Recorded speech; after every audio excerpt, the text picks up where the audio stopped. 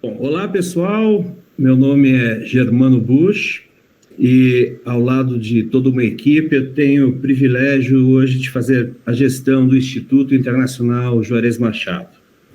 Agradeço a todos vocês que estão ao vivo nos assistindo e participando neste 9 de dezembro de 2021.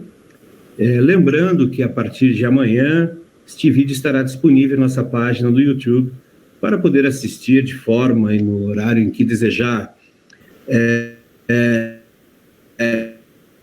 Em instantes, teremos uma enriquecedora conversa com uma das principais personagens, os principais responsáveis pela gestão do patrimônio em Santa Catarina, Joinville mais precisamente, mas a defesa dela vai muito além da nossa cidade.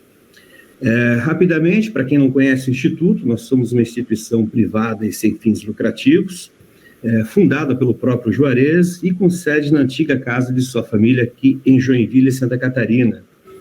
Estamos abertos ao público desde novembro de 2014 e, dentre as principais finalidades, estão a de estimular o livre acesso de toda a comunidade às artes em geral, a diferentes fontes de cultura e, principalmente, estimular o acesso ao conhecimento.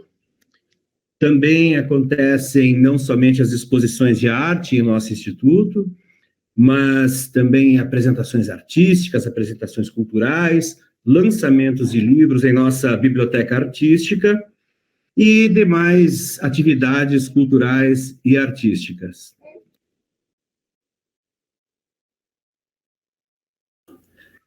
Tá. Enfim, ainda ocorrem oficinas práticas artísticas e, recentemente, passamos a realizar cursos livres online com temas diversos, sempre ministrados, ou a partir de então ministrados, por professores qualificados de todo o Brasil, e esses cursos livres são dirigidos a interessados nas artes em geral, independente da sua formação ou grau de conhecimento. É mais uma etapa que estamos avançando. Enfim, outra de nossas principais missões é a de preservar a memória artística de Juarez Machado como uma rica fonte de pesquisa e estudo, não somente para a nossa geração, mas para as próximas, e é um trabalho que gradualmente vem se intensificando por nosso instituto. E 2021 foi um ano muito especial para a nossa instituição e ao artista Juarez Machado, pois ele comemorou no último 16 de março 80 anos. Claro que preparamos previamente toda uma programação, mas que por conta da pandemia e de uma série de situações geradas por essa pandemia, tivemos que remanejar muitas das atividades e, enfim, todas elas vêm acontecendo, algumas delas ainda neste fim de ano. E uma delas é essa série de conversas, trazendo importantes pessoas com um grau de conhecimento muito bacana, que tem muito a acrescentar para todos nós. E esta ação ela tem um patrocínio do governo federal, por meio do Ministério do Turismo, da Secretaria Especial de Cultura, e está dentro do nosso projeto de manutenção anual do Instituto Internacional Juarez Machado, nosso plano anual de atividades. E hoje falaremos com a Giane Maria de Souza. A Giane, historiadora, doutoranda em História pela UFSC, especialista cultural, participante ativa de diversos conselhos locais, estaduais, nacionais, internacionais e assim por diante. Pesquisadora de políticas culturais e hoje é especialista cultural dentro do Arquivo Histórico de Joinville. Tive o privilégio, inclusive, de trabalhar com ela durante um período na Fundação Cultural, e boa parte da defesa e conhecimento que eu tenho e do amor que eu tenho pela defesa da memória vem dela. Então, Giane, muito obrigado pela tua disponibilidade, por estar aqui conosco e dividir um pouco do seu conhecimento. O tema é Juarez Machado, Joinville, um patrimônio. Giane, boa noite e muito bem-vinda. Muito obrigada, boa noite a todos e todas, né? Eu fico muito lisonjeada com as falas do Germano, né? Eu tenho um carinho muito grande por ele, né? E muito grande também pelas pessoas que estão presentes nessa live, né? Estou vendo aqui a minha prof do coração, a professora Maria de Fátima Fontes Piazza, que é uma das intelectuais mais importantes aqui do estado de Santa Catarina, né? Um trabalho vastíssimo de pesquisa, né, em história da arte, mediadores culturais, né, então, assim, intelectuais é importante, porque eu acho que a gente vai poder conversar bastante coisas, né? O Edson Machado, né, que dirige o Instituto, né, irmão do Juarez Machado, especialmente, assim, né, muito obrigada, né, pela generosidade de me convidar, né, para essa série de lives que para nós, que somos pesquisadores de patrimônio, né, que somos historiadores, é extremamente importante, né, e ao Instituto como um todo, né, eu acho que a experiência do Instituto Internacional Juarez Machado é um grande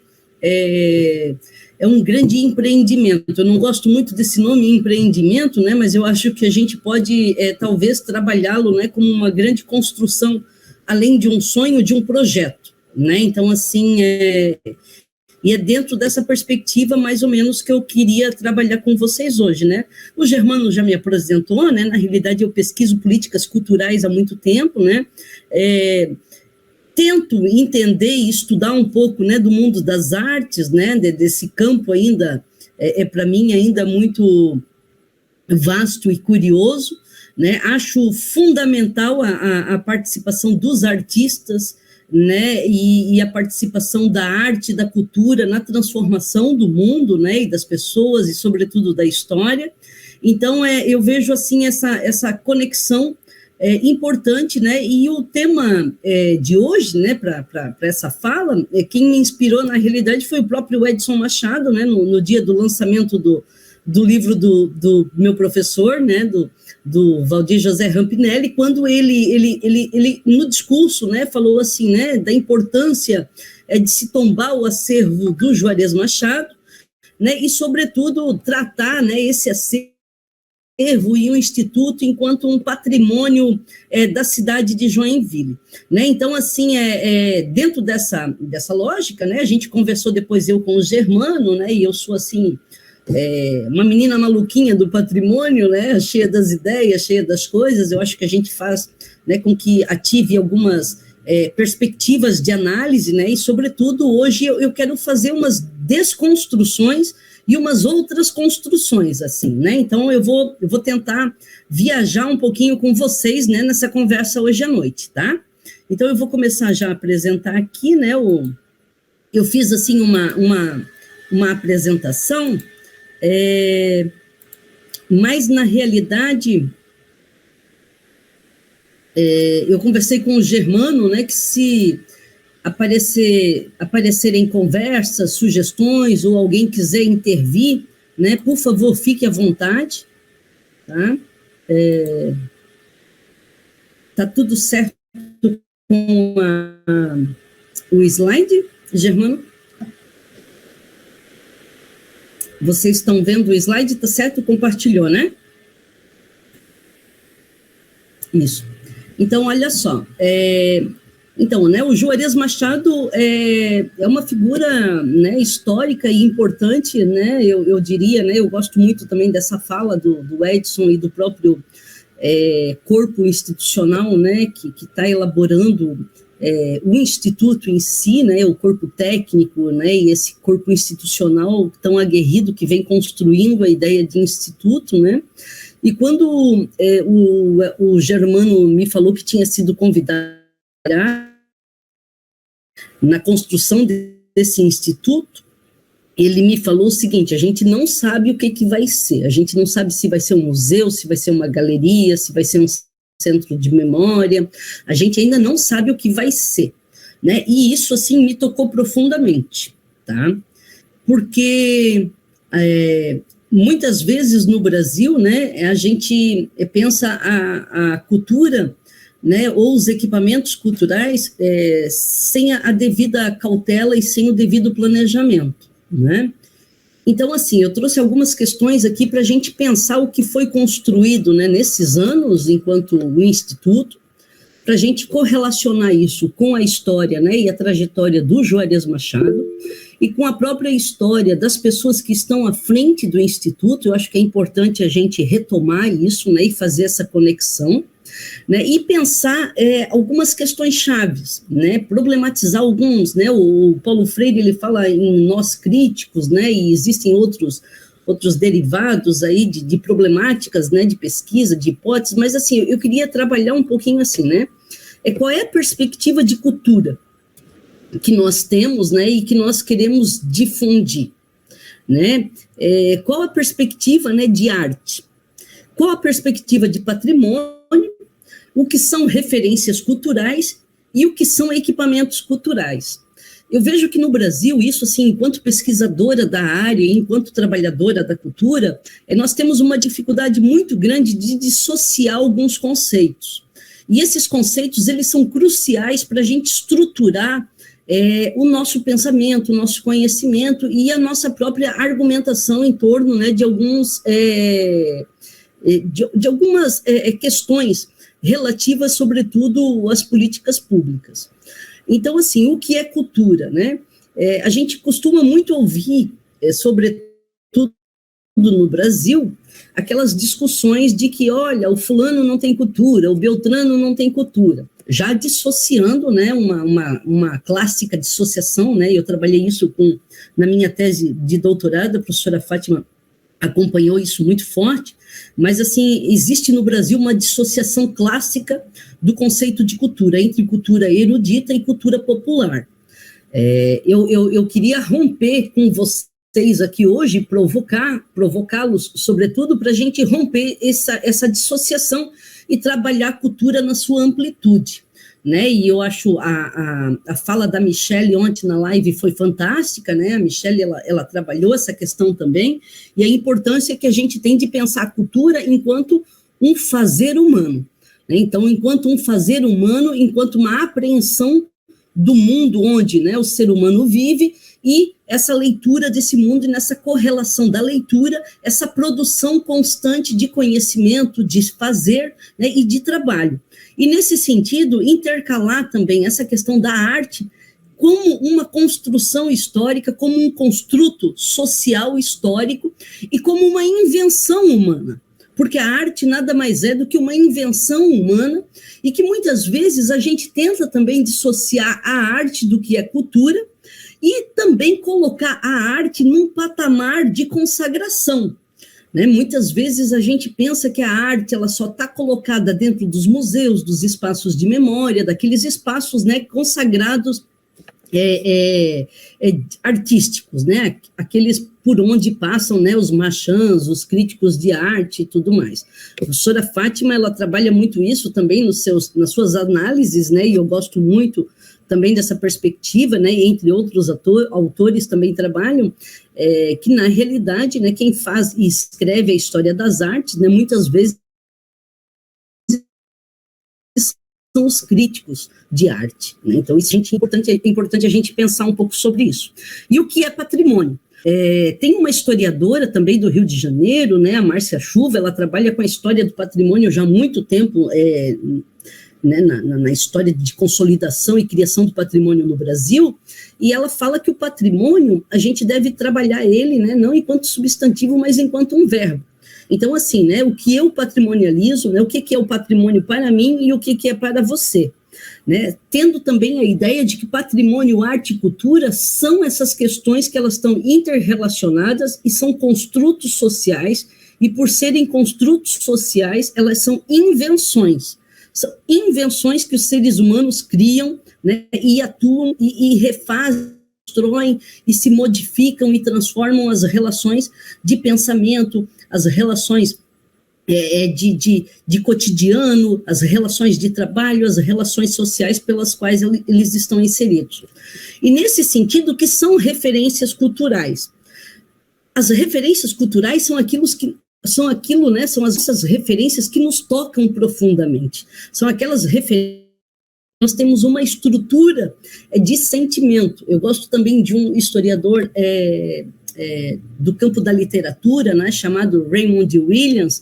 Ele trabalha muito isso, de que a cultura é para todos, né, sempre nessa visão global da cultura, e também numa outra perspectiva que as pessoas criam, né, a partir do momento que desenvolvem as suas relações culturais, históricas, artísticas, elas desenvolvem estruturas de sentimento.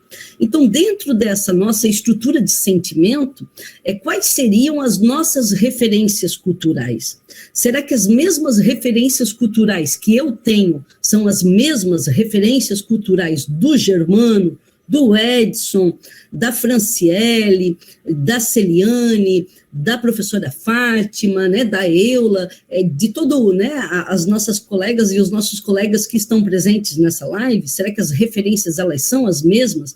Será que as referências, o patrimônio, a arte e a cultura, eles devem ser tratados como homogêneos? Quer dizer, nós temos que padronizar esse gosto estético e acreditarmos que nós temos que ter sempre o mesmo ponto de vista ou o mesmo horizonte para a cultura, para a arte, para o patrimônio, para as referências culturais, né? E essas 4 questões que eu coloquei no início aqui desse slide, eu queria trabalhar, né, que muitas vezes a cultura, a arte, o patrimônio, as referências culturais, elas são confundidas com equipamentos culturais.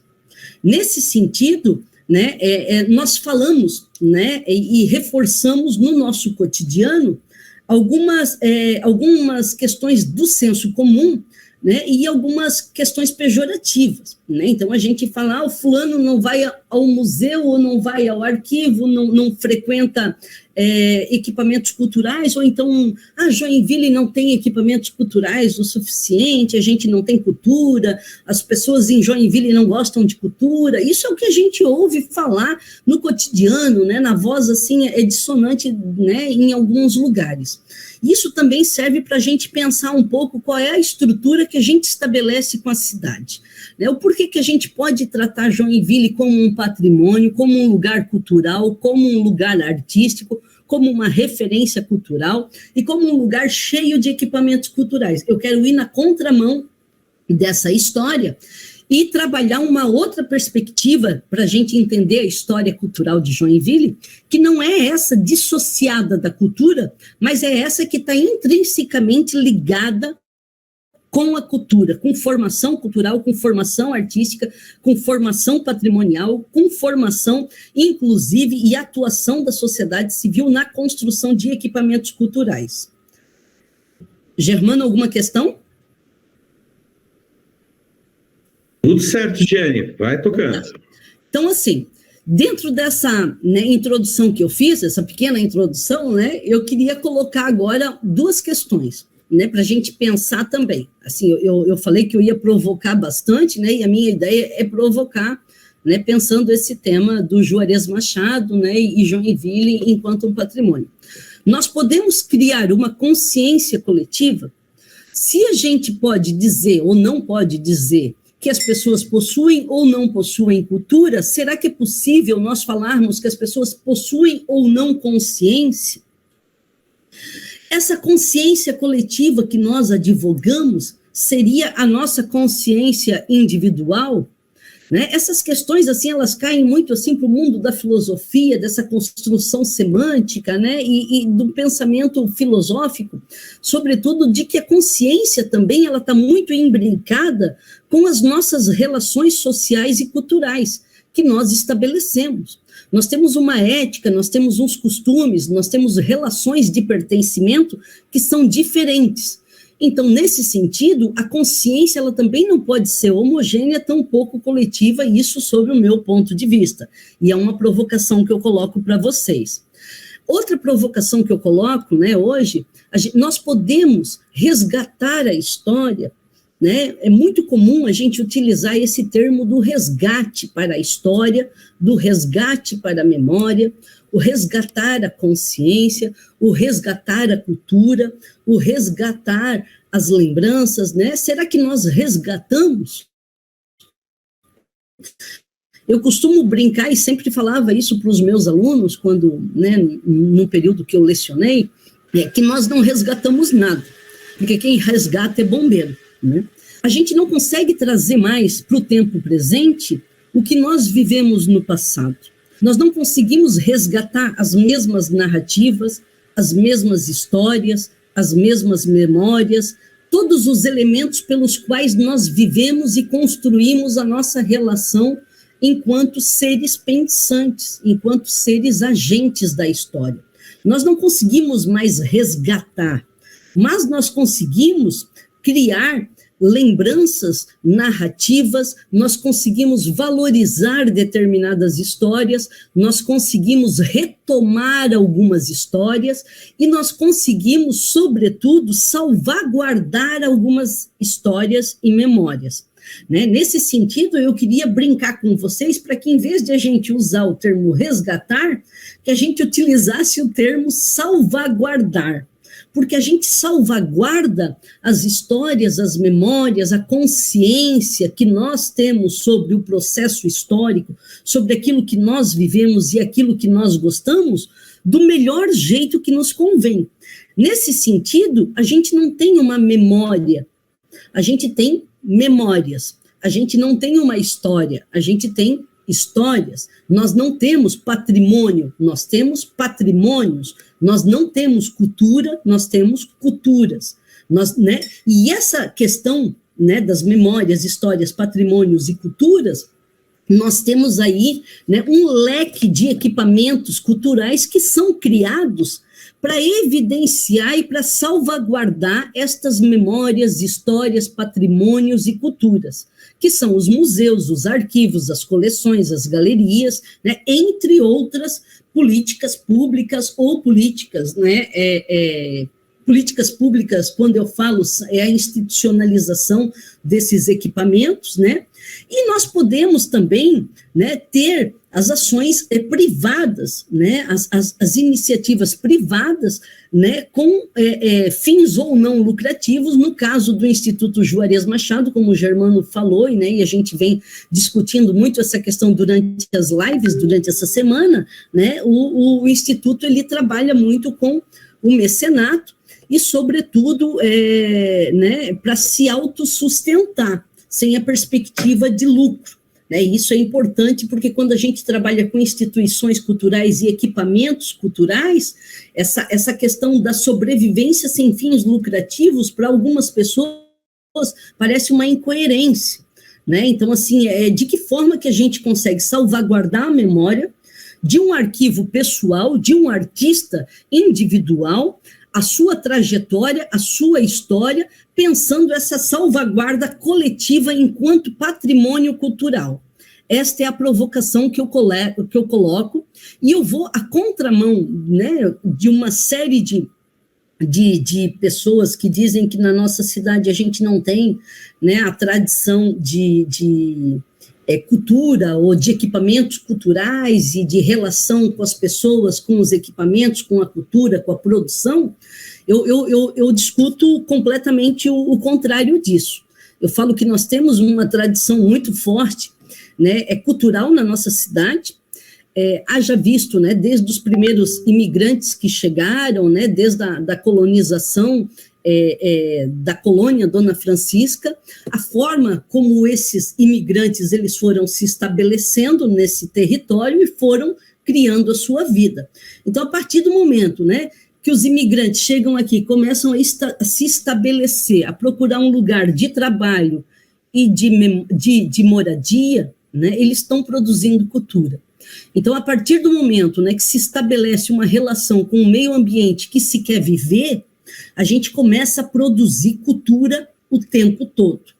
Uma coisa é a arte, a outra coisa é essa cultura do cotidiano que está em volta nas nossas relações colocadas no dia a dia. E isso é importante. E uma das questões também que eu gosto de desmistificar é dizer que Joinville, né, estava sempre isolado do restante do mundo, o restante do Brasil, o restante, né, do país, e que nós não tínhamos uma interlocução muito forte com alguns agentes culturais, com alguns gestores, com algumas políticas nacionais e internacionais de cultura.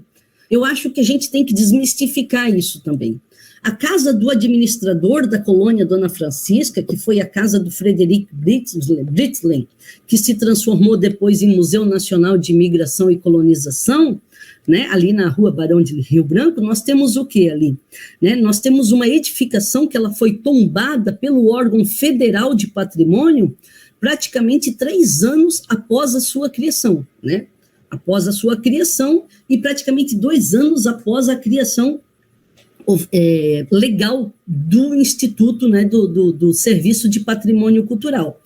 O ISFAM é criado, né, por Rodrigo de Melo Franco em 1936, ele é oficializado pelo Decreto 25 em 1937, e em 39 nós já temos né, essa edificação tombada pelo Serviço Federal de Cultura. Depois, na década de 40, veja bem, Juarez Machado nasceu em 41, certo, Edson? É isso, né? Nasceu aqui em Joinville em 1941. Nós temos em 1945 a criação, né, a elaboração da Biblioteca Rolf Colin, né, e em 1951 a gente tem finalmente essa inauguração. O Museu Nacional de Imigração e Colonização, ele é criado em 57. Cemitério do Imigrante, ele é tombado junto com o Bosque Chimaus, né, em 2 tombamentos também pelo órgão federal de patrimônio, com parecer, inclusive, do Cemitério do Imigrante pelo arquiteto Lúcio Costa, o arquiteto que projetou Brasília, que é a nossa capital, um arquiteto extremamente importante para a história do patrimônio nacional. Esses 2 lugares, né, de memória, o cemitério e o Bosque Chimaus, vão ser tombados pelo ISFAM, né, pelo DEFAN, na época se chamava DEFAN, em 1962. A gente tem em 67 a criação da Escola de Música Vila Lobos, o Conselho Municipal de Cultura, vejam bem, em 1968, né? Conselhos de Cultura não foi uma invenção dos anos 2000, pelo contrário, né? Não foram invenções dos anos 2000. A gente tem a Casa da Cultura, né? Que se estabelece enquanto uma parceria do governo de Joinville com o Conselho Federal de Cultura, por meio do Conselho Municipal de Cultura. Começa os trabalhos em 1970 e a gente cria, né, e funcionaliza, operacionaliza a Casa da Cultura em 72. A gente tem a aquisição da coleção Guilherme Tiburtius, né, que é uma coleção arqueológica de um pesquisador autônomo, em 63. Nós temos a criação do Museu Sambaqui em 69, a criação dessa nova sede que nós temos ali na Beira-Rio, né, em 72, a Casa da Cultura oficialmente criada em 72, o Museu de Arte, né, toda aquela movimentação de 73 e operacionalizado em 76, que o Edson, inclusive, participou, né, ativamente de movimentações de algumas instituições dessa. O Museu Fritz Alt, né, em 76, a Comissão de Patrimônio, que é o nosso órgão municipal que tomba e reconhece, preserva alguns equipamentos culturais, né, em 72, em 1980 a gente tem a primeira legislação que institui essa comissão, né, que institui inclusive os tombamentos municipais. A Casa da Memória do Cemitério do Imigrante, que era a Casa do Coveiro, que a gente fala lá em 1984, é instituída. Nós temos a lei orgânica do município, que foi mexida e alterada, eu coloquei aqui para vocês verem, 26 vezes, desde 1990, né? Nós temos uma lei orgânica que versa sobre o patrimônio histórico, artístico, cultural da cidade desde 1990.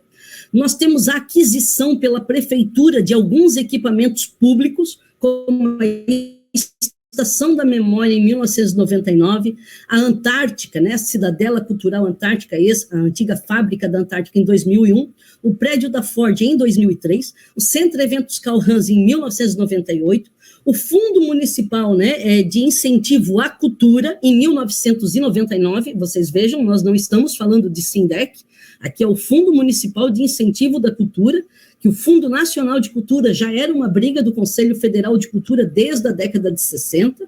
Nós temos aqui a Escola do Teatro Bolshoi em 2000, Teatro Juarez Machado em 2001.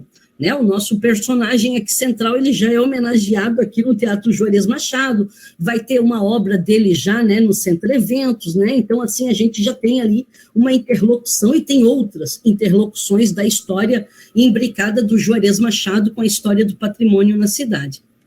Nós temos ainda, né, continuando o leque aí de equipamentos culturais, o Centro Edmundo Dobrava, onde acontecem, né, todas as feiras de livros e outras atividades em 2002, o Sistema Municipal de Desenvolvimento para a Cultura em 2005, a primeira Conferência de Cultura em 2007 e o IPCJ, né, que é o nosso Inventário do Patrimônio Cultural em 2011. Por que eu trouxe, né, toda essa listagem aí de equipamentos culturais que foram criados na cidade?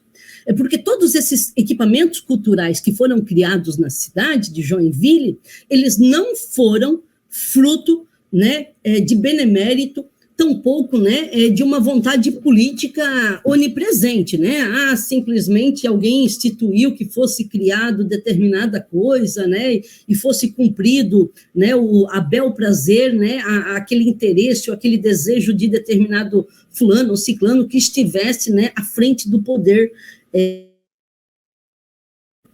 Todos os equipamentos culturais que nós temos criados na nossa cidade foram frutos da atuação da sociedade civil, né? E do engajamento da sociedade civil, na composição de determinadas edificações, na consagração dessas edificações enquanto equipamentos culturais e na briga, sobretudo, com o poder público municipal, estadual e federal para que se desse assistência para a criação desses equipamentos culturais. Então, assim, quando nós temos, né, em 2014, a criação do Instituto Internacional Juarez Machado, Joinville, se a gente olhar para o século XX, tinha uma história de patrimônio cultural e tem uma história de patrimônio cultural consolidada. Nós não somos uma cidade que saiu do nada, que saiu de um vazio, né, que saiu de um vazio histórico. Pelo contrário, o nosso histórico de patrimônio na cidade, ele é um histórico muito grande, muito robusto, muito interessante e que deve ser considerado dessa forma e não de uma forma esvaziada, né? Nós vivemos momentos que as pessoas brigavam para abrir equipamentos, para tombar equipamentos culturais, né, para preservar equipamentos culturais. O que a gente deve discutir hoje é por que essa briga não acontece mais e por que, né, os espaços culturais eles estão tão desvalorizados em alguns momentos ou por que as pessoas não encampam mais a defesa destes lugares. Aqui eu botei uma pequena linha histórica do Juarez Machado, que eu peguei no site. Minha ideia também, quando eu comecei a pensar na proposta de trabalhar hoje com vocês essa fala, era trabalhar um pouco os elementos que o próprio site do Juarez Machado, né, do Instituto, oferece. E assim, 1941 nasce Juarez, 65 migra para o Rio de Janeiro, 70 assume quadro no Fantástico, e daí, né, na década de 70 tem toda uma interlocução com vários artistas, vários chargistas, né, vários intelectuais no Rio de Janeiro, né, uma efervescência cultural muito grande na década de 70. Em 80 ele migra para Paris. Em 2014 a gente funda, né, o Instituto Internacional Juarez Machado. Essa pequena linha do tempo aqui, né, eu também não gosto muito dessa expressão linha do tempo, né, mas esses pontos fundantes aqui da história do Juarez Machado são elementos que estão oferecidos pelo site do Instituto, né. Eu lembro a vocês que ontem, quando a Michele, a historiadora do Instituto, ela estava abordando, né, todo o planejamento da gestão documental que vai ter o Instituto para a preservação arquivística dessa instituição, a Michele falou, né, a dificuldade que tem de reunir a documentação, né, e esse arquivo do Juarez, justamente por ele ter migrado e imigrado, né, e ter vivido em vários lugares, várias casas, né, então, assim, essa produção documental do Juarez, ela é muito forte e muito espalhada. Então, assim, quando a gente pensa o Juarez Machado, a gente pensa, né, um histórico de consagração, né, então a gente pensa como se olhasse para a cidade e observasse que aquela ideia de que a cultura é separada por duas antíteses, né, cultura erudita e cultura popular, como se existisse, né, essa dissociação de fato, né? E não é assim. E eu quero defender também que não é e que não existe essa dissociação. Se a gente olha para a história do Juarez Machado e para a trajetória, e daí eu gostaria, né, de trabalhar esse conceito de trajetória. Esses conceitos que eu coloquei aqui são conceitos que eu venho trabalhando já há muito tempo, desde quando eu conheci a professora Maria de Fátima Fontes Piazza, que está aqui conosco, né, e que vem trabalhando com esses conceitos também já há muito tempo, né, dentro dos espaços de consagração, os intelectuais, os artistas, né, e essa relação com a produção de arquivo, produção da história, produção de projetos, né, essas redes de sociabilidades. Então, assim, esses conceitos de trajetória, espaços de consagração, políticas de amizade, redes de sociabilidades, projeto autobiográfico, coleção, colecionismos, memórias, histórias e espaço de memória, é o que eu queria agora conversar com vocês para a gente entender essa figurinha aqui, né? Quais foram as trajetórias do Juarez? Quais foram as trajetórias do Juarez Machado, né, nos vários Juarez que existiram? Porque o Mário de Andrade, ele tem uma poesia fantástica, né, ele tem uma discussão bem interessante, e ele defendia uma coisa: eu sou 300, eu sou 350. Será que a gente consegue resumir a história e a trajetória do Juarez Machado, né, numa única narrativa? Ou a gente consegue entender o Juarez Machado como um personagem multifacetado que vai se criando, se recriando, se construindo e se desconstruindo ao longo dos seus 80 anos? Eu acho que é mais interessante a gente trabalhar com essa perspectiva de reinvenção. O Juarez Machado, eu acredito, né, eu gosto das pessoas, eu gosto muito dos artistas, eu vivo falando isso para o Edson Machado, né, e eu gosto muito dos artistas, e eu sempre falo que os artistas são pessoas que nos provocam a sair do senso comum, a sair da zona de conforto e, sobretudo, entrar num espaço onde a imaginação, onde os sentimentos, onde a curiosidade não tenham limites. Então, quais são as trajetórias que possui o Juarez Machado? A outra questão que eu coloquei aqui: quais seriam os espaços de consagração pelos quais Juarez Machado passou, se firmou, trabalhou, associou, ajudou a criar, sobretudo imprimiu a sua história, o seu interesse, né, as suas idiosincrasias, o seu estilo, né, a sua história, pelos quais ele passou? Quais seriam esses espaços de consagração?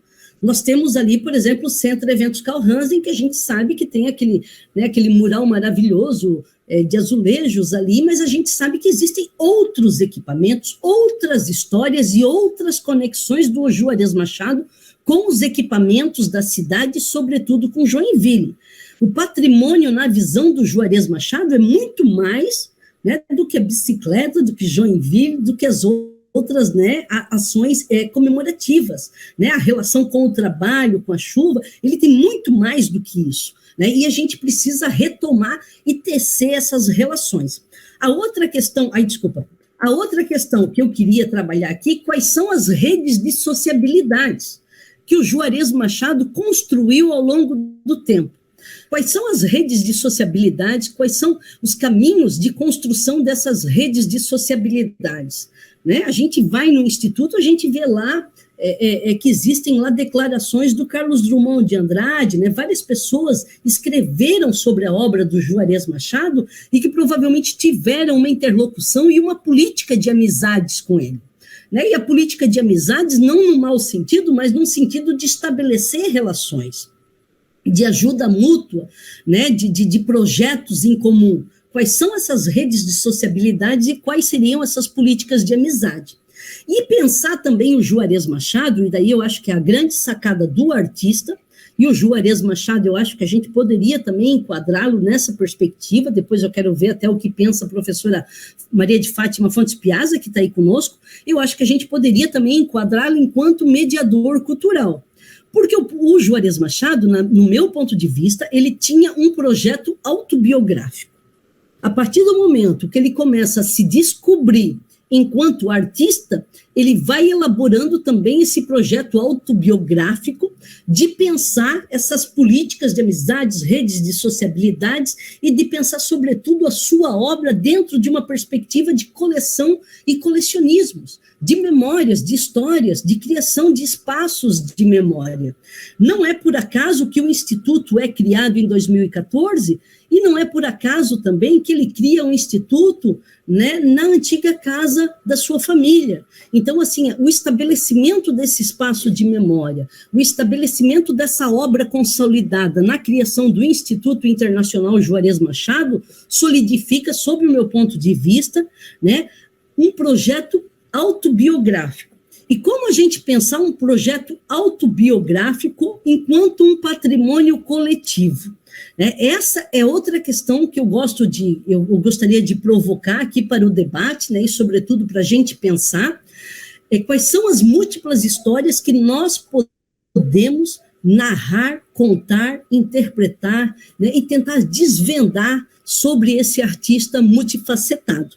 Nesse sentido, eu termino aqui a minha apresentação, né, e eu estou aberta para a gente dialogar agora, né, eu não sei quanto tempo falta ainda para o nosso diálogo, né, mas eu queria daí deixar, né, esse espaço reservado para a gente conversar um pouquinho, né, sobre as minhas divagações aqui. Eu coloquei a Mafalda aqui jogando uma bolinha, né, com o mundo, porque eu acho que o Juarez Machado era um pouco isso, ele brincava com o mundo, né?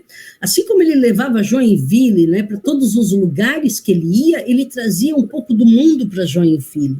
Então, essa relação também de a gente olhar para a nossa cidade, né, sobretudo para a cidade de Joinville, de forma muito provinciana, né? Eu, inclusive, há muitos anos atrás, eu também tinha esse discurso dessa visão da cidade muito sucupira, mas se a gente pensar na história das pessoas que atravessaram a construção narrativa da história cultural da nossa cidade, a gente vai ver que as pessoas tinham uma interlocução muito forte com muitos lugares importantes, tanto em âmbito nacional e internacional. E o Juarez Machado, eu acredito que seja, né, um caso mais clássico, né? Eu vejo a Mafalda batendo a bolinha, né, o nosso globo terrestre, a mesma forma como o Juarez Machado, com certeza, bateu bola com o mundo, né? Como ele rodou, conversou e viu aí a possibilidade de conhecer esse mundo, trazer esse mundo para Joinville e fazer de Joinville também construir uma outra perspectiva de mundo. Seria isso, gente. Obrigado. Obrigado, Giane. E professora Maria de Fátima, que honra tê-la aqui conosco. Ela já levantou a mão e, por favor. Boa noite, então, a todos e a todas, né? E eu queria parabenizar a Giane pela fala dela, brilhante, como sempre. E traz também provocações, a fala da Giane. Em primeiro lugar, Giane, e meu querido Germaninho, que está aí nos ouvindo. Primeira questão, o Juarez Machado é um artista consagrado nacional e internacionalmente. Ele extrapolou as fronteiras de Joinville e do estado de Santa Catarina, primeiro. Segundo lugar,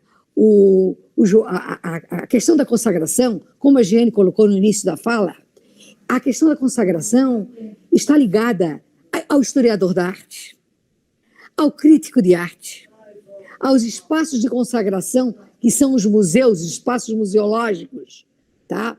E o Juarez Machado, ele está no muro. Que é o muro? É o do Carl Hansen, o que eu conheço pessoalmente. E também, eu acho que o Juarez, com todos os méritos dele, ele teve um pouco do mecenato. Eu não sei se o Edson concorda comigo ou não, o Germaninho, tem um pouco do mecenato municipal. Aí, no caso de Joinville, o caso dos Carl Hansen, aquele mural. Então, eu acho que assim, o artista, ele se consagra, porque ele passou pela uma boa crítica de arte, sua obra foi introduzida no espaço museológico, e também como eu diria, a obra dele já é canônica em vários espaços museológicos. E ele ultrapassou as fronteiras do Brasil. Eu vou me mudar daqui. Então, ele, hoje, o Juarez Machado, eu estou viajando, eu não estou em Florianópolis, eu estou em São Paulo. Então, eu vou para um lugar, na casa da minha irmã, desculpa, já fechei. Então, gente, eu mudei de lugar. Então, eu acho que o que é que nós esperamos dessa... Primeiro, ele já é consagrado. Eu vejo no Juarez um artista consagrado, eu diria até mundialmente. Tá? O Juarez, a obra dele já é consagrada. Ele é um artista reconhecido. Eu estou mudando de lugar, gente. Eu estou num apartamento que não é meu. Ele é um artista reconhecido internacionalmente. A sua obra está em espaços museológicos importantíssimos. Então, como reconhecer no Juarez Machado, como discutir o Juarez Machado? Eu não sou joinvilense, né? Mas eu acho que também, além da sua Juarez, da sua capacidade intelectual, né? Chegou nos espaços como o Fantástico. Ele tinha um quadro no Fantástico. Eu acompanhava o Juarez todo domingo nos quadros do Fantástico, tá? Então, eu acho assim, quer dizer, então, como concluiu a Giane, ele não é, comparando com o Mário de Andrade, que era 300, eu sou 300, eu sou 350, eu acho que se você pegar a questão biográfica, Giane, que nós trabalhamos já isso, discutimos muita coisa nisso, não trabalhamos propriamente dito, não o Juarez, no meu caso, mas eu acho que ele é uma personagem. Ele é uma personagem. Por exemplo, a Giane sabe, a Giane até me ajudou para fazer um PowerPoint, um trabalho que eu apresentei no Congresso, não é sobre o Juarez, era sobre duas artistas uruguaias, que não eram reconhecidas pela crítica e nem pelo público, tá? Então, o que elas são, essas artistas, essas senhoras que já morreram? Elas são personagens de uma história. Cada um conta uma coisa da vida delas, né? Então, aí que está a questão. Então, nós vamos entrar numa questão biográfica. Nós vamos entrar em quê?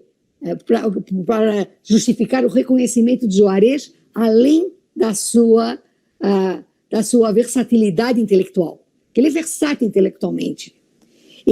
A sua obra está em grandes coleções, não só em Joinville, eu conheço em Joinville obras do Juarez, não só no Carl Hansen, mas em outros espaços particulares, coleções privadas. Então, o Juarez, eu pergunto para o Germaninho, para o Edson, quais são... vocês pretendem fazer um catálogo raisonné da obra do Juarez? Primeiro. 2, se vocês concordam comigo, que ele é, na realidade, uma personagem criada pela imprensa, pela crítica de arte, pelos historiadores da arte e pelos amigos. Porque cada um... É verdade. O Juarez é meu amigo, vamos supor, tá? Juarez, uma pessoa que eu conheci, já falecida, o Juarez é meu amigo, o Juarez é assim. Quer dizer, eu conheço o Juarez pelo olhar dessa pessoa, que era o meu tio. Então, então, como é que a gente trabalha com essas questões? Eu me detenho aqui e fico esperando a resposta de vocês e eu estou à disposição para dialogar. Obrigada, Giane. Parabéns. Obrigado. Edson, deixo contigo. Olá, boa noite a todos. Em primeiro lugar, meus parabéns à professora Giane. Giane, você realmente tem um perfil de provocadora e provocou em nós, e sobretudo em mim que estou aqui te ouvindo com muita atenção, novas ideias. E esse também é um papel desse debate. Cada palavra que você expunha, fui elaborando aqui futuros projetos, se possível. Então, isso é muito bacana. A tua analogia com a Mafalda, da personagem Mafalda, me fez lembrar que temos aqui o Cidadão do Mundo, a Mafalda, em várias imagens. Também sou muito fã da Mafalda e a sua relação com o globo, com o mundo, uma coleção inteira dessa personagem do cartunista argentino Quino, tão politizado e tão contextualizado. E aí, Giane, essa sua explanação me trouxe alguns questionamentos aqui que eu quero já em seguida trazer para você. Mas antes disso, professora Piazza, a sua explanação também me trouxe aí algumas boas ideias. A questão do personagem, concordo plenamente com você. Juarez é um personagem e os tais dos 300, somos 300, eu acho que Juarez é cada um de nós, cada um de vocês, realmente, cada um de quem ele se relaciona e vai somando aí essas conversas, esses questionamentos que fazem com ele, essas relações, e vira o Juarez Machado, né?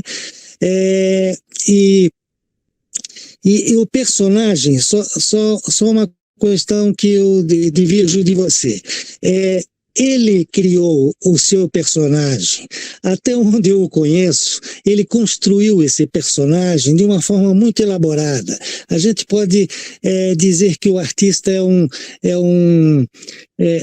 anárquico, não planeja, mas o Juarez, eu tenho certeza que ele foi construindo isso de viajar, de seguir o mundo, de partir, de criar até fisicamente, até um personagem construído nos seus figurinos, na sua forma de apresentar as questões. E aí eu quero contextualizar. Por que isso, professora Piazza e Giane e demais parceiros nesse projeto?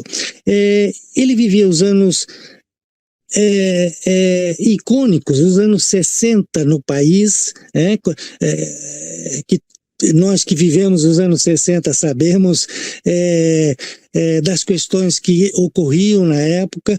Ele viveu nos anos 60 em Curitiba, querendo construir, sim, toda a sua trajetória, mas com um universo talvez contrário a tudo isso que ele sonhava e se propôs a fazer. Os anos 70, com uma turma de criadores, foi citado aí o pessoal do Pasquim, pessoal da grande imprensa, pessoal da televisão, e aí a criação de um personagem foi necessária no sentido de, ao mesmo tempo, de diferenciar-se desse grande grupo, mas ao mesmo tempo de integrar-se de uma forma efetiva, de uma forma machadiana, digamos assim, ou juareziana, né? E isso acho que ele construiu, isso ele efetivou. E aí, isso respondendo à professora Piazza, mas eu gostaria de trazer uma questão para a Giane, que é a da consciência coletiva e do pertencimento. Aí, como um artista numa cidade como Joinville, que você bem desenhou a cidade, né? Mas o pertencimento do que ele faz, do que ele representa, ele, Juarez, ou qualquer alguém que se propõe a trazer novas ideias, um historiador, um escritor, um artista, um músico, como é que a cidade dialoga com isso, ou administra isso, um personagem, mas o seu pertencimento dentro da sociedade, dentro da comunidade.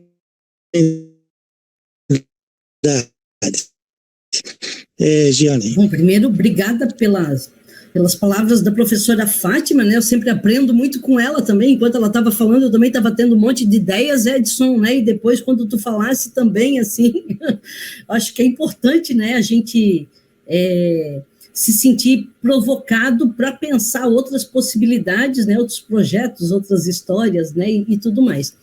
Eu acho que a cidade de Joinville, né? É diferente de algumas perspectivas dentro do campo da historiografia local, né, eu acredito que a gente conseguiu construir bastante coisa, e pela ação, geralmente, de alguns grupos ou algumas pessoas em específico, né? O tio que a professora Fátima Piazza fala, né, eu acho que dessa pessoa, não sei se eu posso falar, professora, né, mas eu acho que a gente tem aí uma grande participação do Luiz Henrique, né, né, que foi um político que sempre levou a questão da cultura muito a sério na cidade e tentou sempre fazer essa conexão de Joinville com o resto do mundo, né, tanto é que nós temos aí o Bolshoi, né, eu acho que o Bolshoi tem autoria nesse sentido, né, não dá para a gente esquecer essa autoria política, e em outras questões, né, eu acho que o Juarez Machado, né, foi também um grande amigo, né, do Luiz Henrique, e durante muito tempo também o Luiz Henrique o ajudou com as suas relações políticas, né? Então, assim, a gente tem aí essas políticas de amizade, não no sentido ruim da política, mas no sentido, né, de entender esses trajetos, né, essas relações que se criam. Nós patrimonializamos, né, as pessoas, patrimonializamos as referências culturais, patrimonializamos determinadas culturas e patrimonializamos, né, determinados bens. E a partir do momento que a gente estabelece, né, alguns museus, alguns espaços de memória, alguns artistas, né, que a gente queira ou pretenda consagrar, né, a gente está criando essa relação de pertencimento. E essa relação de pertencimento é sempre uma relação que nós tomamos para nós primeiro, né? Nós tomamos para si essa história, né? Que assim, nós queremos patrimonializar, nós queremos, né, trabalhar a defesa de determinada referência, determinada manifestação, determinado artista, e conseguimos, né, e começamos a alastrar esse desejo individual, né, para uma tentativa de desejo coletivo. Né? Então, essa relação de pertencimento, ela acontece assim, ou muitas vezes, né, por um ser de um trabalho individual e um reconhecimento coletivo. Né? Então, assim, a gente precisa aí também entender qual foi essa trajetória do Juarez Machado, né, nesse sentido. Né? Será que o Juarez, né, essa trajetória dele, né, a gente precisa entender como ele vai criando o personagem e o artista. Né? Além daquela história da vocação, né, e dos estudos, né, e da técnica, né, e de como o artista se forja, né? Mas a gente precisa entender quais são as relações que vão constituindo essa figura e vai constituindo também dentro da cidade de Joinville essas redes de pertencimento. Então, assim, a partir do momento, né, que há, por exemplo, né, o convite para fazer lá o painel do Centro Eventos, existe ali a materialização, né, de um artista. Existe ali um processo de consagração desse artista. A partir do momento, né, que o Teatro Municipal da cidade, né, recebe o nome de Juarez Machado, a gente tem um outro processo de consagração. Né? Então, assim, a cidade reconhece e homenageia, né, um cidadão ilustre, né, e que tem uma relação, né, com o restante do mundo, que é reconhecido internacionalmente e tudo mais. Mas será que a gente consegue fazer essa relação de pertencimento do Juarez, né, chegar em outras camadas dentro da cidade de Joinville? Será que a gente consegue fazer com que o trabalhador lá da Tupi olhe para a obra do Juarez Machado e também se identifique? Né? Pensa assim, que cara curioso esse que fez essa bicicleta aí com roda quadrada, que coisa mais esquisita, né? Então, assim, a gente agora precisa criar outras redes, né, de interlocução com a obra do Juarez, né, além de determinados espaços de consagração. E assim, os espaços de consagração, eles sempre vão ter coisas boas e coisas ruins, é sempre um processo antagônico, né, sempre um processo contraditório, como tudo que a gente faz na vida. Tudo que a gente fala, tudo que a gente escreve, tudo que a gente produz, a gente sempre recebe os ônus e os bônus, né? A partir do momento que o Instituto resolveu se materializar, né, sob a perspectiva do Juarez, né, e da própria Melina, né, e das outras pessoas que estavam com ele ali, né, nesse momento, a gente sabe que a construção de um equipamento cultural, ele é um processo extremamente difícil, né, e a sobrevivência e autossustentabilidade desse equipamento cultural, né, num país que, infelizmente, né, não se privilegia, né, e não se nota os equipamentos culturais enquanto formação, enquanto experimentação, né, enquanto espaços que geram também economia, né, e fontes de conhecimento e produção científica, a gente daí tem um problema sério, né? Nós temos um problema sério daí na estrutura, né, da nossa sociedade. Mas, por um outro lado, a gente tem duas sacadas que eu acho que são geniais, né? Primeiro, a ousadia de criar um instituto.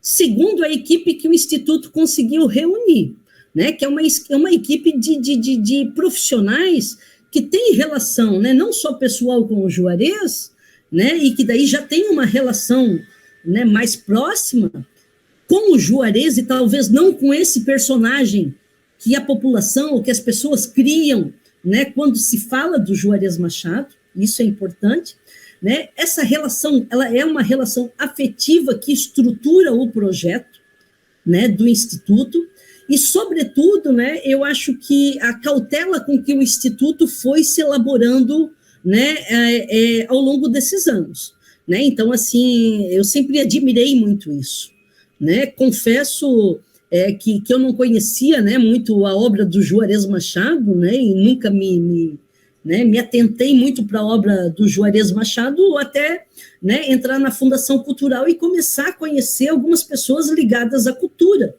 né? Então, assim, a gente começa a olhar para o artista, começa a olhar para a construção cultural dessa cidade com um olhar diferente, e assim se formam essas redes de pertencimento, né? Então, assim, essas redes de pertencimento, elas podem ter uma origem familiar, podem ter uma origem social, podem ter uma origem política, pode ter uma origem econômica, pode ter várias, né? Mas, assim, e ela sempre vai ser multifacetada. E é isso que eu acho que é interessante, né? Que a gente não pode aí querer uma homogeneização, né? Ou um pensamento, né? Um reconhecimento, talvez, unânime. Inclusive, as críticas são importantes nesse processo, né? Então, assim, eu acho que foi o Edson, não sei quem falou para mim, foi o Germano, né, que teve uma crítica que ele guardou e que ficou cultuando aquela crítica. Então, assim, para o artista que produz, né, ele está se expondo, né, e o fato dele se expor, ele está se expondo tendo a consciência plena de que ele vai ser saudado, aplaudido, e vai ser criticado, e vai ser detonado, né? Então, assim, essa ousadia é uma questão que é para poucas pessoas, né? Eu sempre falo que coragem é para poucos, né? Então, assim, a coragem de bancar, né, a vaia ou bancar o aplauso público é para poucos, né? A coragem de pensar um projeto e tentar implementar, operacionalizar ele também é para poucos, né? Então, para poucos. Então, eu acho que, nesse sentido, assim, a gente tem ainda, né, um futuro aí, não digo um futuro maravilhoso, mas uma vida muito longa para o Juarez Machado, para o Instituto, né? E eu acho que a gente consegue aí pensar uma obra que vai ficar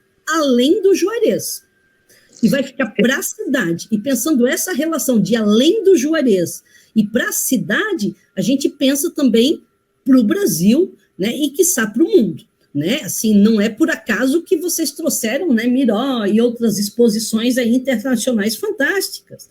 Quer dizer, assim, né, uma exposição internacional não vem para qualquer lugar, né? Então, assim, essa interlocução é importante, e eu acho que essa rede de pertencimento, ela só aumenta e só se solidifica, e não significa que ela vai ser sempre a mesma o tempo todo. Não sei se eu consegui te Sim, Giane, é nessa direção do teu raciocínio que eu desejo otimizar a atividade do Instituto e que não recaia toda essa carga sobre o empreendedorismo do Juarez. O Juarez teve uma iniciativa, a iniciativa teve o apoio incondicional de uma pequena equipe inicialmente para consolidar, fortalecer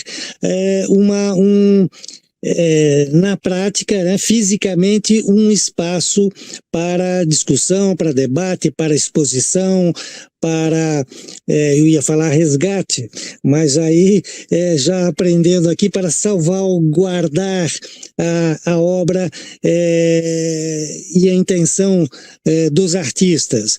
Mas otimizar no sentido de haver um pertencimento efetivo da comunidade, da sociedade, que faça daquele espaço do Instituto a sua ocupação, a sua casa de debate e de construção de conhecimento, de troca de conhecimento. Nós queremos que o Instituto seja justamente um centro cultural dinâmico de debate, de discussão, a obra aberta. Antes de ontem, alguém falou em Humberto Eco, a obra aberta, que o Instituto tenha essa configuração, né? Que ocupem e que tomem partido da iniciativa do Juarez e que tragam novas iniciativas, porque é a partir daí que a coisa se desenvolve. E aí, só lembrando, você falou será que o operário lá da Tupi, ou lá da cidade industrial, vai saber quem ou o que está fazendo, o que fez Juarez Machado? Só para lembrar que se este operário da cidade industrial fizer uma visita às quartas-feiras, ou se for de bicicleta é gratuito, ao Instituto, ele vai conhecer, ele vai se identificar com uma tela que foi o primeiro prêmio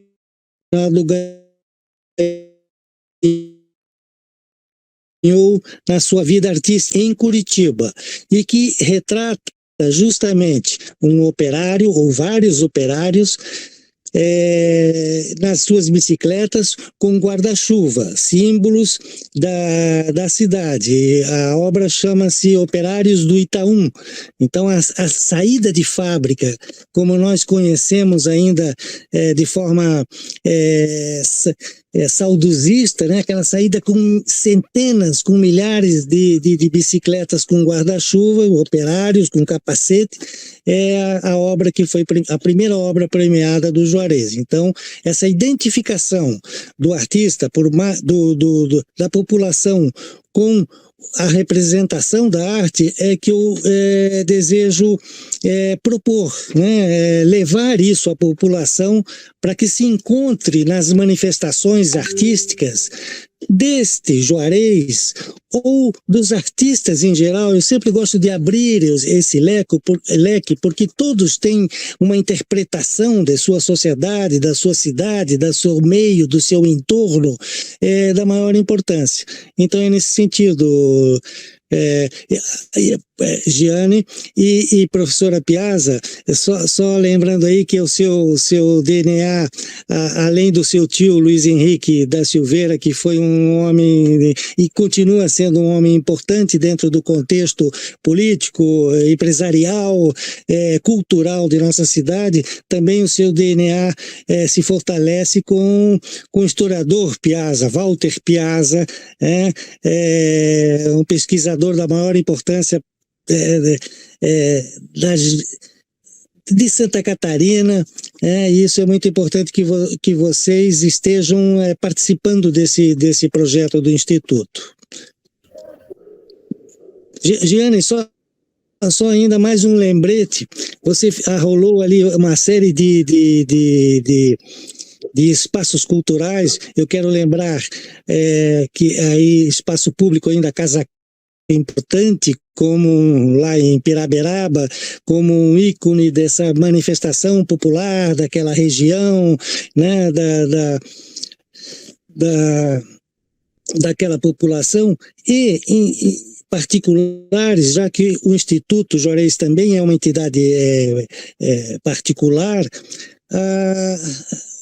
outros em outros tempos, como a Sociedade Harmonia Lira, que foi aí um palco importante na área dos corais, da música, do teatro, da dança, né, em tantos tempos, e continua sendo, ainda bem, agora com proposta de dinâmica ainda maior, mas é centenária a sociedade, né, o clube, e que sempre nos trouxe aí pontos importantes nessa troca, nesse pertencimento, já que temos falado bastante nesse termo, como as primeiras feiras, e tenho certeza que Juarez, levado nas mãos pelo nosso pai e nossa mãe, as EFAs, Exposição de Flores e Artes, que aconteciam na Sociedade Harmonia Lira, e seus pais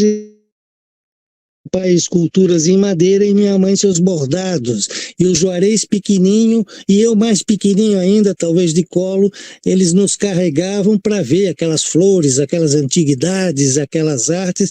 Acho que isso alimentou muito o Juarez como homem, como cidadão, né? E a partir daí ele cria o seu personagem, contextualizando todo esse universo tão diverso. Seguindo um pouquinho, Pedro pediu a vez. Pedro, por favor. Olá, Pedro, que legal ter você aqui. Quanto tempo, que bacana. Que bom estar aqui podendo ver, né, e ouvir, né, todo esse relato e poder contar para vocês também a nossa experiência, né. Eu, como assistente cultural no Museu de Arte, já há 11 anos aí, e vendo a obra do Juarez sendo exposta, a qualidade, né, a preocupação dele, né, com os detalhes, a gente que olha mais com detalhe também, né, e ver, assim, que a questão de vida dele é um ícone, né, é um ícone de referência para os artistas e na questão do fazer arte e viver de arte, que é o mais importante, que é a eterna, né, a eterno equilíbrio do artista, né, vou viver de arte, mas também vou fazer a arte que gosto, porque preciso também, porque eu preciso ser artista no ponto de criação, como a Jenny falou, de provocação, né, e eu acho legal isso de reviver, né, eu tive experiência no MAGE de a gente fazer um levantamento de catálogos, né? Então eram coisas da década de 70, ou como diz ali antes, né, Edson, do museu abrir, já tinha catálogo guardado, né? Então, e a gente poder ver como era grande a profusão artística, o incentivo artístico, como se guardava, né? Porque hoje está no virtual, mas aí procura no virtual, mas ninguém vai no virtual, e o físico ainda estava lá, está guardado, e a gente fez levantamento disso, e como era importante ver as residências artísticas, que diminuíram muito. O MAGE mesmo é uma das questões que a gente viu que era um berço dessa formação, né, de estar aberto para a residência artística, para o artista se entender, e eu falo aqui como instituição pública, né, não podendo ser, né, na minha citação, mas como vivendo lá dentro, a gente tem um passo até onde a gente pode ir. E o Instituto, como uma instituição, ela tem outra abrangência maior, né? Até onde ela pode abraçar mais do que um órgão público, né? E está disponível para esses artistas que podem ver através do Juarez o que um artista pode ser e até onde ele pode chegar, né? Com a sua produção. E isso é legal a gente poder ver e mostrar para as pessoas, né, que tem um instituto dele, que tem todo um trabalho dele, e que os artistas podem, sim, equilibrar muito bem essa questão de viver de arte e fazer arte, né, e isso é muito, muito legal, né, de a gente ver, eu que sou de marketing, eu sou de comunicação, eu ver o Juarez ter todos esses materiais, essa imagem dele sendo representada, isso assim, é uma referência na cidade, tu não tem outros, tu procura fora onde tem referência disso, e aqui quando a gente fala, é ele, É o Juarez, é a referência do material, é a referência da imagem, é como o Edson falou, é o personagem, né? Que transpassa o ser dele, né? É o personagem dele, e é um personagem que a gente tem referência, que a gente fala do equilíbrio da imagem, né? O equilíbrio da imagem é muito boa, porque é uma pessoa comunicativa, uma pessoa de fácil acesso, tanto que, como a própria professora Maria falou, que as pessoas, eu lembro do Juarez, é meu amigo, o Juarez, porque todo mundo que conversou com o Juarez conseguiu ter aquele momento de olho no olho com ele, e então ele é muito acessível como artista. Isso é um diferencial, porque, né, a gente sabe no meio artístico que para tu ter um contato com o artista é difícil, tem artista que está num patamar diferente, então o Juarez não, o Juarez ele está num patamar que a gente conversa com ele conversa com todos também, ele é assim, e isso é muito legal. Então, como a gente estava falando lá de tu imaginar que o encontro desse profissional que trabalha numa indústria com o Juarez vai ser acessível, porque o Juarez ele está ali para conversa com todo mundo, né, sobre a arte dele, sobre o processo. Então isso é muito legal de saber, né, de eu como profissional de museu poder dizer assim, eu vivi e eu conheci e eu conversei com esses artistas. E isso é uma bagagem que diferencia a gente, né? E todas as pessoas que eu converso, a exemplo aí, vamos pegar o Schwanck, eu pego pessoas e converso com as pessoas que viveram com o Schwanck e me relatam a história. Então eu tenho história para falar do que eu vivi nos espaços artísticos, nas conversas com o Edson, com o Germano, com o Juarez, para poder, quando isso amplia a minha comunicação com o público, quando eu atendo, né? Como que é a pessoa, como que ele produz, qual é o material dele. Então isso só amplia o conhecimento e o que a gente tem para passar sobre as pessoas. O material, né? A gente não consegue, a história de vida que fica, né? E a gente passa adiante. Isso é gostoso de fazer nos espaços públicos. Foi muito bem, Pedro, tu me fez lembrar agora algumas histórias assim, porque eu tenho convivido com o Juarez mais próximo aos 5, 6 anos. O tempo é...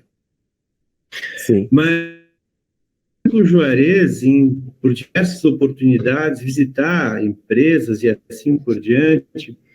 E o Juarez, você perde ele no meio de todos, o Juarez some, desaparece, e aí tu tem que descobrir onde é que está o Juarez, ele está em outro canto, com um monte de gente em volta, procurando um outro ponto de vista, né, Germano? E contando histórias divertidas, mas tem várias passagens assim que são emblemáticas, assim, uma delas foi até no Rio, nós conseguimos, com generosidade até da Biblioteca Nacional, uma doação de uma série de livros para a nossa biblioteca artística.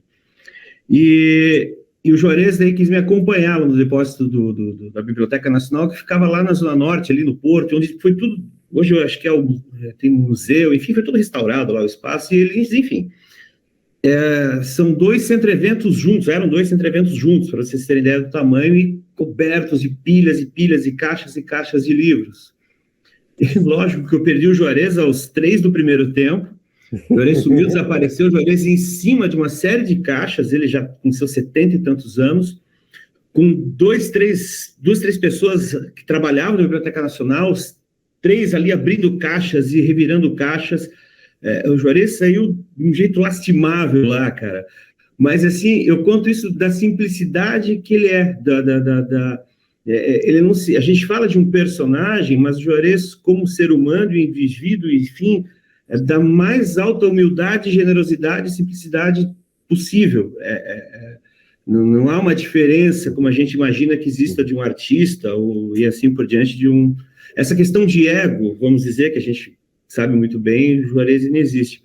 E outro ponto interessante também, aí também puxando ali que a Jeane falou, dos dois eu tenho muito orgulho, tanto do Juarez quanto do Edson, que é a capacidade, primeiro a memória é absurda dos dois, e depois a preocupação com o amanhã, com o depois de amanhã, tanto um quanto o outro tem todos os tipos de recortes de jornal, toda a clipagem, todos os desenhos, todos os estudos, tudo. Então, quando a Michele ontem fala da dificuldade, que é porque é um volume muito grande de informações. E o dia que forem trabalhar com o material do Edson, será tão dificultoso quanto pelo excesso de documentação, pelo excesso de registros, o excesso de informações, que eu imagino que para um historiador seja um prato cheio, lógico, mas é um trabalho muito longo, muito, porque os dois têm esse hábito maravilhoso de guardar tudo, algo que nós, pelo menos que eu vejo ao meu redor, está perdendo. Então, muito orgulho dos dois. É isso que o Germano levantou agora, essa questão, que me faz responder a sua pergunta, professora Piazza, se o Instituto vai fazer um catálogo raisonné do Juarez. A dificuldade de fazer um catálogo raisonné das obras dispersas no mundo inteiro, desde o Oriente Médio até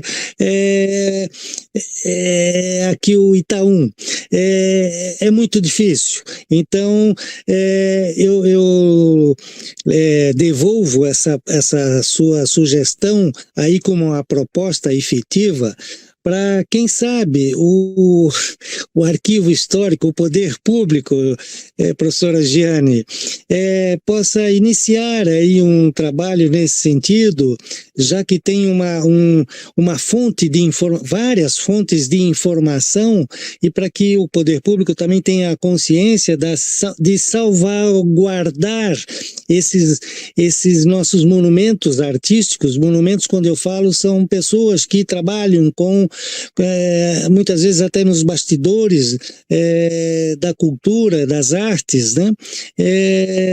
Aí como uma catalogação disso, como uma publicação disso, para que isso se dissemine nas informações, nas escolas, nas pesquisas e assim por diante. Apenas respondendo uma e propondo a outra.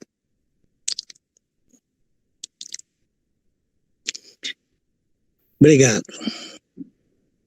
Legal. Pessoal, alguma dúvida? Alguém quer falar alguma coisa? Por favor. Giane, muitos elogios, o Gleber, da Marlete. Nossa, muito orgulho mesmo da tua participação, espetacular.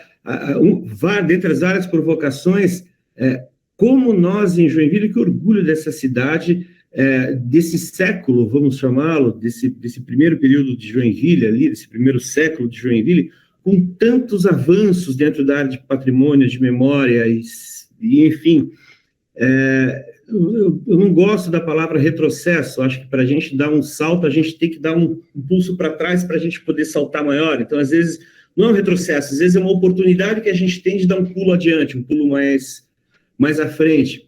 E que orgulho dessa cidade, cara. Tem muita história. Joinville tem 160 anos, e olha quantos equipamentos, quanta gente com tanta vontade de contar a história dessa cidade, que é uma cidade tão cheia de histórias e diferentes histórias, que vão desde os alemães, que não eram alemães, que eram suíços, mas espera aí, já tinham índios aqui, mas espera aí, já tinha os caboclos não sei aonde, etc. Então, essa história a gente vai construindo e vai descobrindo a partir de pessoas como você, como todo o pessoal do arquivo, do Sambaqui, de todas as unidades da Fundação.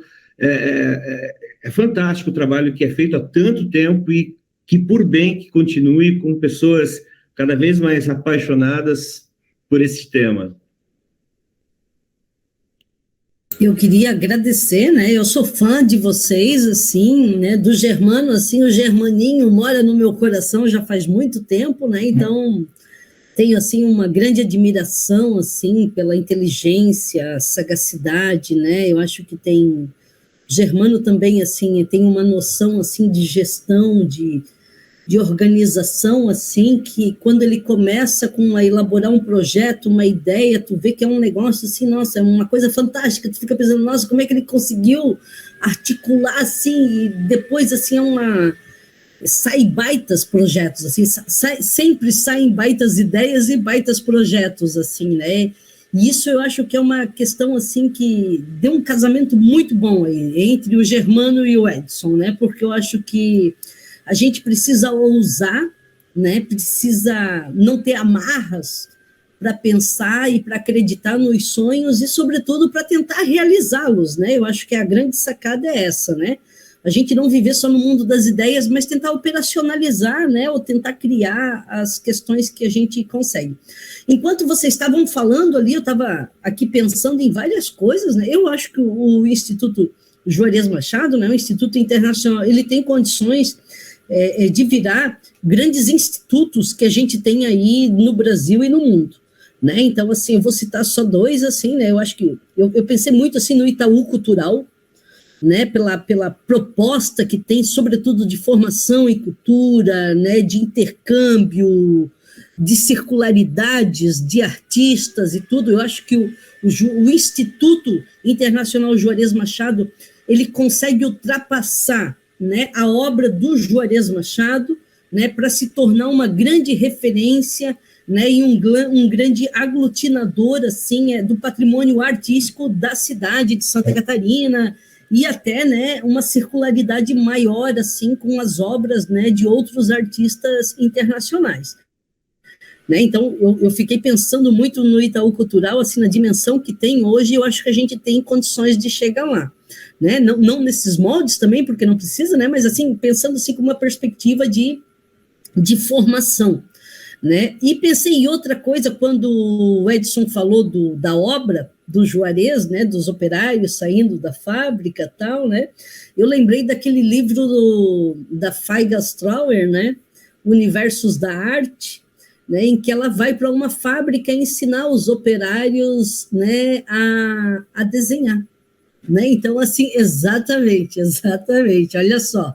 Né? Então, assim, ela começa a trabalhar com os operários o que é a construção técnica do desenho, mas da onde vem essa inspiração louca, né, que vem da cabeça dos artistas, né, e pensando assim nessa ideia de que todo mundo é um artista em potencial, né, o que a gente tem são muitas limitações, né, a gente se coloca muitas limitações, né, tanto do ponto de vista técnico, quanto do ponto de vista de abrir a cabeça para entender, para aprender as coisas diferentes, as possibilidades que o mundo oferece, né.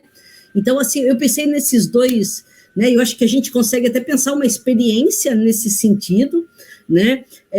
Eu acho, viu, Edson, que do poder público, assim, infelizmente, né, pela atual conjuntura, eu acho que a gente não pode mais esperar muita coisa, né, infelizmente, né, mas, assim, eu acho que de grandes projetos, grandes ideias e pessoas, né, que tem coragem para bancar determinados projetos, eu acho que a gente consegue, e o projeto de fazer a organização desse arquivo do Juarez Machado e posteriormente do Edson, né, porque eu acho que também o Edson, ano passado, ele foi entregar um arquivo fantástico, maravilhoso, sobre a Fundação Cultural lá para o Arquivo Histórico, quer dizer assim, né, esses guardiões da memória, né? Então, assim, nós temos muito forte ainda isso, né? E isso a gente tem ainda que tentar multiplicar, sobretudo para as novas gerações, né? A importância que a gente tem de guardar, preservar e pensar, né? Não para manter aquilo congelado no tempo, né? Porque a gente se transforma e deve se transformar o tempo todo, né?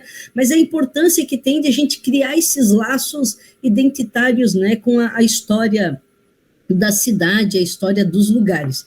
E a outra coisa que eu queria lembrar também para fechar, assim, eu lembrei uma exposição, Germano, que nós fizemos lá lá na Estação da Memória, quando eu trabalhei lá, sobre a história do carnaval em Joinville, e daí um dia chegaram, assim, eu estava trabalhando lá em cima, né, naquela torre lá, na primeira torre que tinha lá da estação, e vieram correndo, me chama, Gene, corre, que a mãe do Juarez Machado está aqui. Né? Então, assim, a gente tinha colocado, né, sem saber, uma fotografia dela com toda a fantasia de carnaval, ela e umas amigas, né? Uma fotografia que estava no arquivo histórico, no acervo do arquivo. Ela viu aquela fotografia no jornal e ela quis ir lá ver a exposição de perto, né? Então, assim, eu acho que essas relações culturais, essas relações que a gente estabelece com a cidade, né?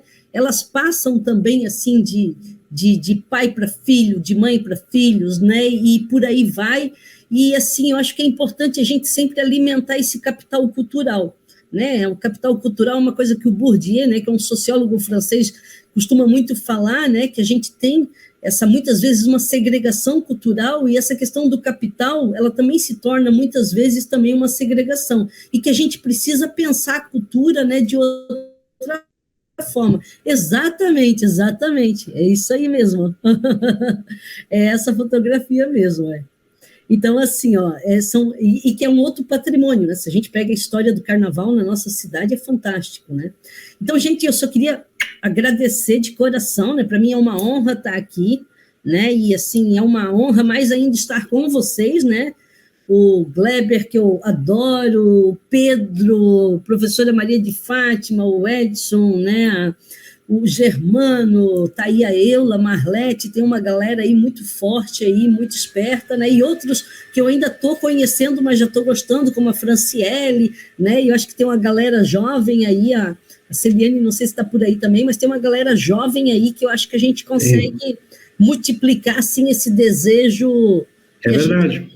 E a gente consegue fazer essa cidade não voltar a ser o que era, né? Mas eu acho que a gente consegue dar cada vez melhor. Exatamente, é isso aí.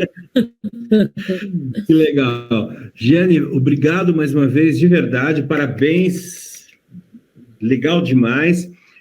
Já aproveito, então, convido todos aqui a participarem amanhã cedo, às 11 da manhã, com o Marcos Bento. Marcos Bento vai contar um pouco da histórias e causos de Juarez Machado, a relação dele com a cidade de Curitiba, que foi muito importante na construção do artista.